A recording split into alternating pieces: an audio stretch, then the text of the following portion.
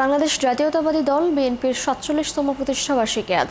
এই উপলক্ষে দলের প্রতিষ্ঠাতা ও শহীদ রাষ্ট্রপতি জিয়াউর রহমানের সমাধিতে ফুল দিয়ে শ্রদ্ধা জানাচ্ছেন নেতাকর্মীরা।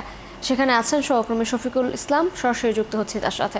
শফিকুল, নিশ্চয়ই শুনতে পাচ্ছেন, শ্রদ্ধা জানাতে কেন্দ্রীয় নেতাদের মধ্যে কারা কারা সেখানে এসেছেন, তারা কি বলছেন এবং আজকের আর কি কি কর্মসূচি রয়েছে সব মিলিয়ে যদি একটু বলতেন।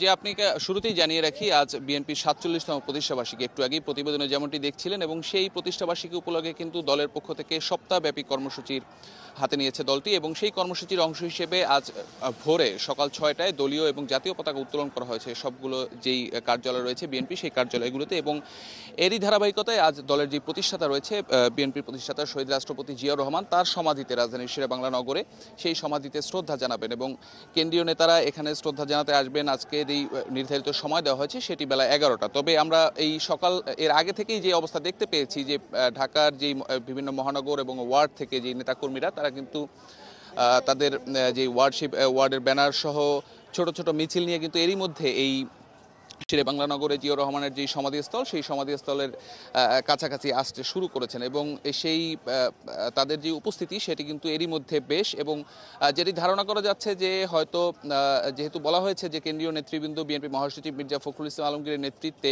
স্থায়ী কমিটির সদস্যরা বেলা ১১টায় এই শহীদ রাষ্ট্রপতি জিয়াউর রহমানের সমাধিতে শ্রদ্ধা নিবেদন করবেন।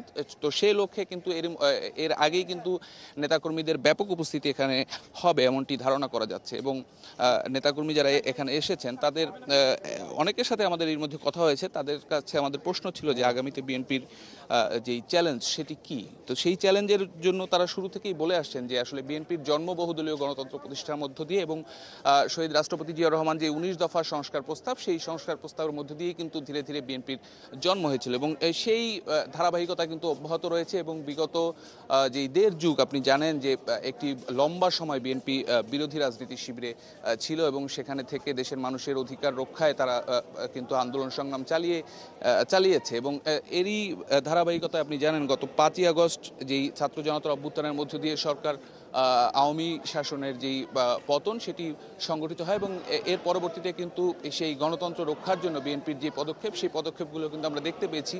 রাজপথে তারা যেই লড়াই সংগ্রাম করেছে, আন্দোলন করেছে, তারই ধারাবাহিকতায় বিএনপির নেতাকর্মীরা চাচ্ছে আগামী ফেব্রুয়ারিতে যেই নির্বাচনের কথা বলা হচ্ছে সেই নির্বাচনের মধ্য দিয়ে মানুষের যে হারানো ভোটের অধিকার সেই ভোটের অধিকার ফিরিয়ে আনা হবে, এবং সেটি তাদের জন্য বড় চ্যালেঞ্জ তারা মনে করছেন। তো ছবিতে হয়তো দেখতে পাবেন যে ছোট ছোট ওয়ার্ড থেকে যে নেতৃবৃন্দ যারা এসেছেন তারা কিন্তু এরই মধ্যে প্রতিষ্ঠাতার সমাধিতে শ্রদ্ধা জানাচ্ছেন। তবে কেন্দ্রীয় নেতৃবৃন্দ আনুষ্ঠানিকভাবে যেই শ্রদ্ধা নিবেদনের সময় সেটি নির্ধারণ করা হয়েছে বেলা ১১টা, এবং সিনিয়র নেতৃবৃন্দ হয়তো এর আগেই এই শহীদ রাষ্ট্রপতি জিয়াউর রহমানের যে সমাধিস্থল সেখানে সে উপস্থিত হবেন। তো এখন পর্যন্ত এই ছিল মার্জি আমার কাছ থেকে।